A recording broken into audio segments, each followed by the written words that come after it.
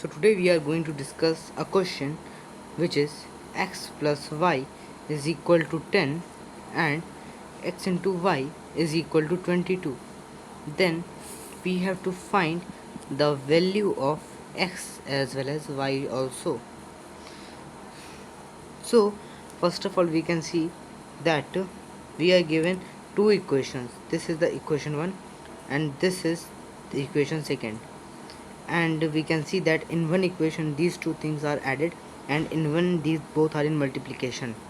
Now we can see that x plus y is equal to 10 and xy is equal to 22. This is familiar as alpha plus beta and alpha beta.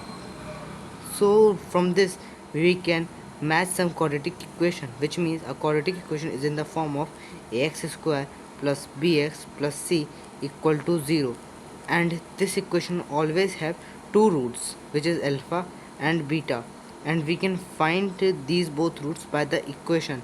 And if we know the sum of these both roots and as well as multiplication of these both roots, then we can make an equation by a format which is x square minus bracket alpha plus beta x and then plus alpha beta is equal to 0, and we can always multiply a k constant.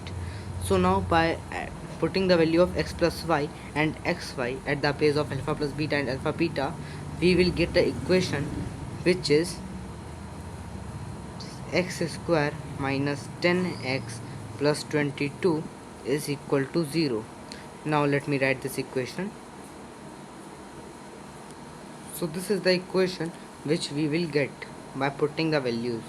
Now we can see that this is a quadratic equation. So now by using the formula of x, which is this, and we know that the value of p is 10, a is 1 and c is 22, by comparing this c, this p and this a, which is one coefficient.